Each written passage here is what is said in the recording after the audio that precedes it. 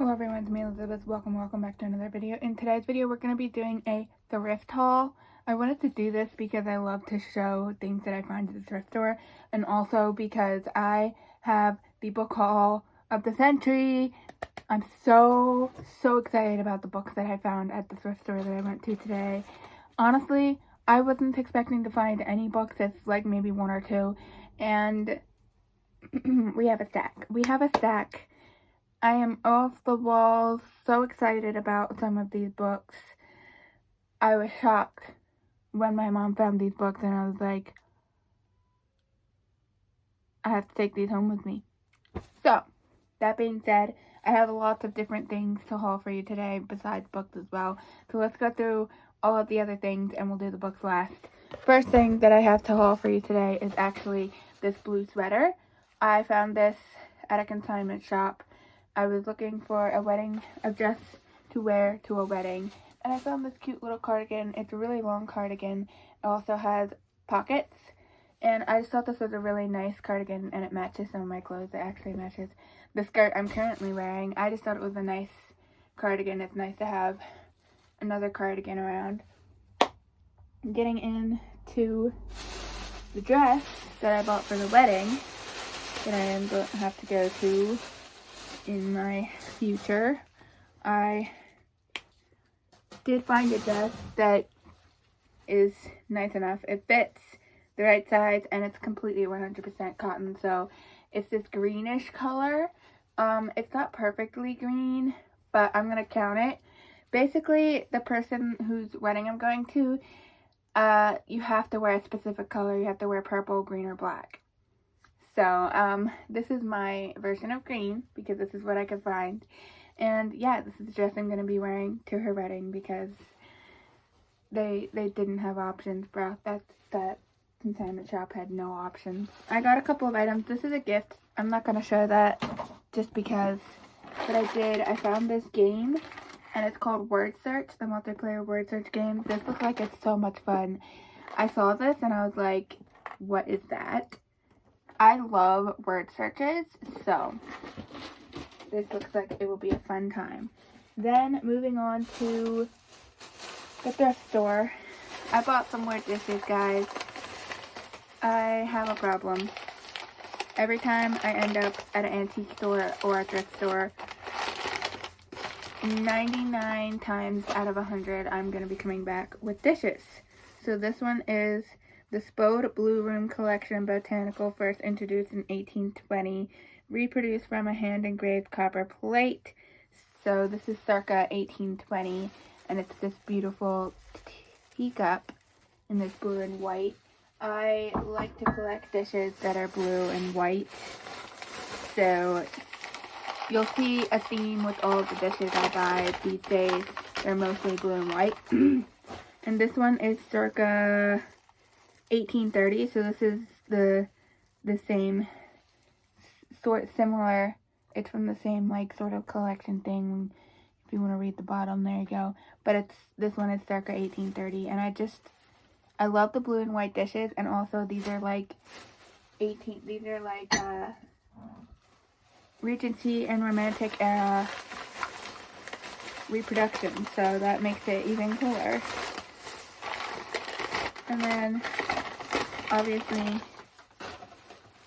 we have the saucers, just absolutely stunning. It doesn't say specifically what country these are made in. Usually I buy dishes that are made in England, so I don't really know what these ones came from. And this one, I thought this one was absolutely beautiful. This is the first one I picked out, and then I decided I needed to get them both because they were both right next to each other. This plate is absolutely stunning, and this goes with one of the teacups, obviously the teacup and saucer situation. And then I do have a couple more dishes to show you. I got a plastic bowl and some pipe connector things because I'm making a costume that requires some things, and those are things that I'm going to attempt to use for that. these two dishes are the same thing. I just got 2 of them. I am just going to show you this. These are 2 little bowls. These are English Village. These are by Salem China Co. Old Staffordshire Finest English Ironstone, made, engraved, underglaze, permanent color, Salem, England. So these were made in England, and the Ironstone, Staffordshire. I collect dishes that are within the realm of being made in England, being Ironstone and all of the stuff. So, and this is English Village, which I'm pretty sure my aunt loves the English Village stuff. And they had a bunch of these bowls, a bunch of teacups, and a bunch of plates. And I'm like, oh my gosh, it's all so beautiful. I had to contain myself and just buy 2 of the little bowls because I had already bought the other 2 teacups in like an outside tent area.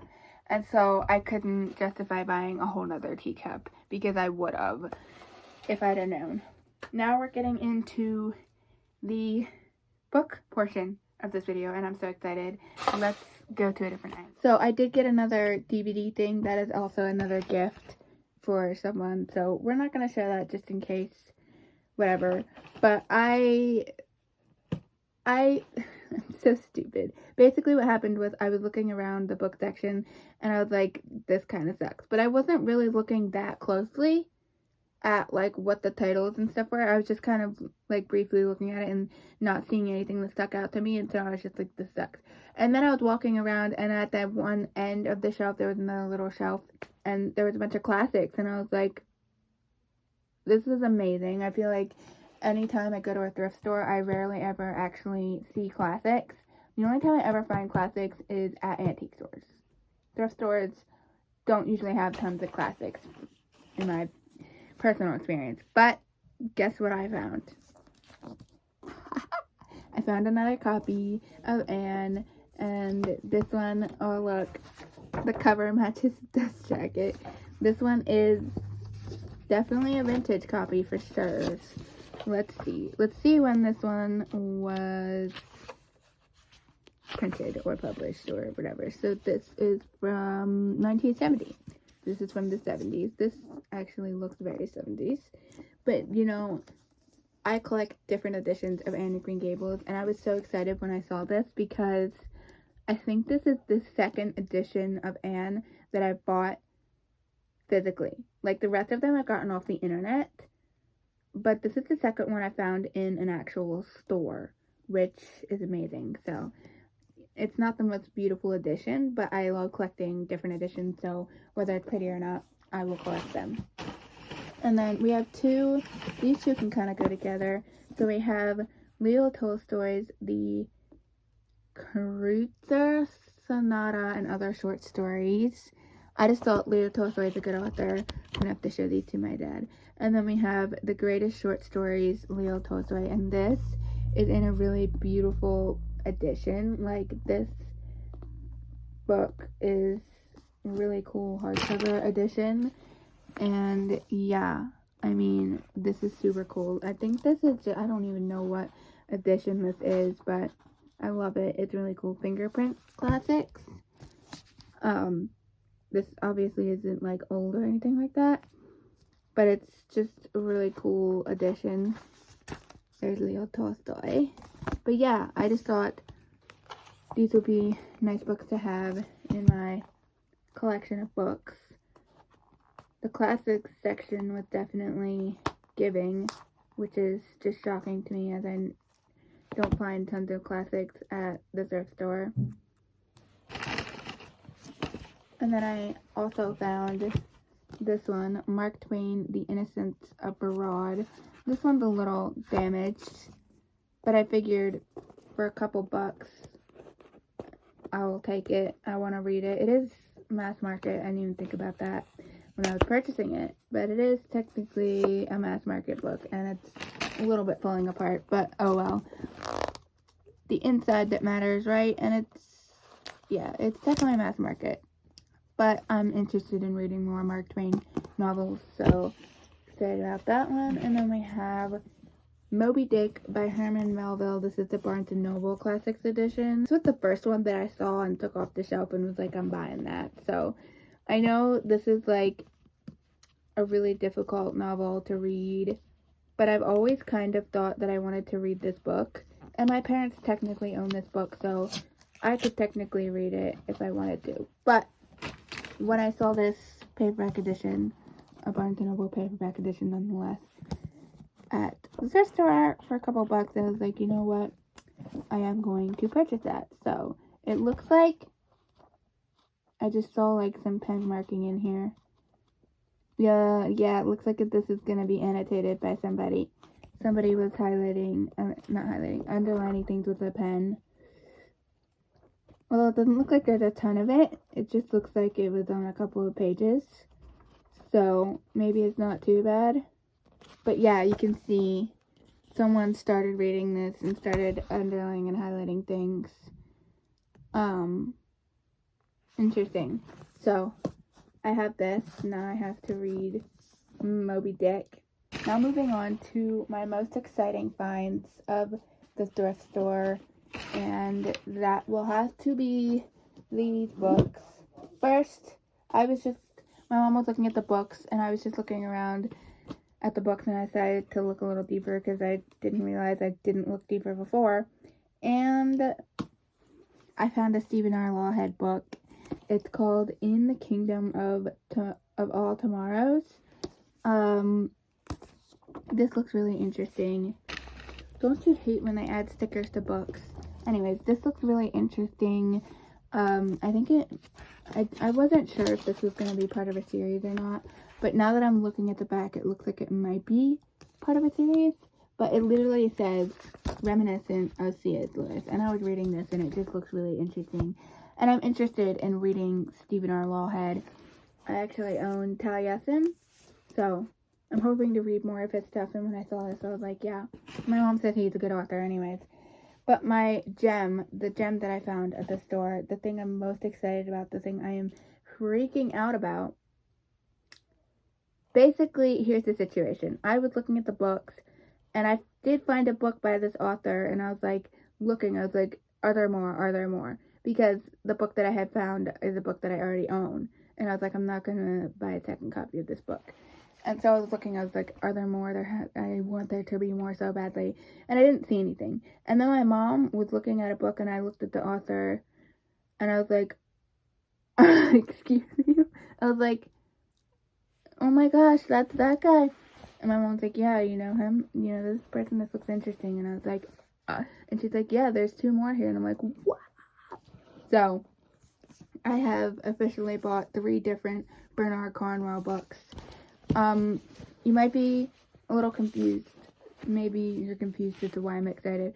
I'm excited because I really want to read Bernard Cornwell, and at this point, looking at everything that I've seen of his, everything to me looks interesting, so basically I want to read everything.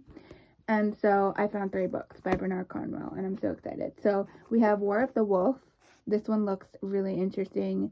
I'm excited to get to these novels because I haven't officially read a Bernard Cornwell novel, but like I started one, and if his books are all like that, I can tell I'm gonna love it. So I'm excited for this. This one is paperback. I don't know if this is part of a series or not, but this is the books that inspired the Last Kingdom television series. So there's that one. And then we have The Burning Land.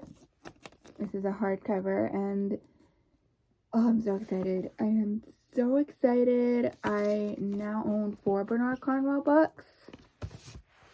Sadly, I don't own the first Sharp book, which is the one I really want to read at the moment, but we also have Stonehenge. This one looks really interesting as well. I was reading the insides of these, and they all sound amazing, and I'm so floored that I found all of these novels at the thrift store.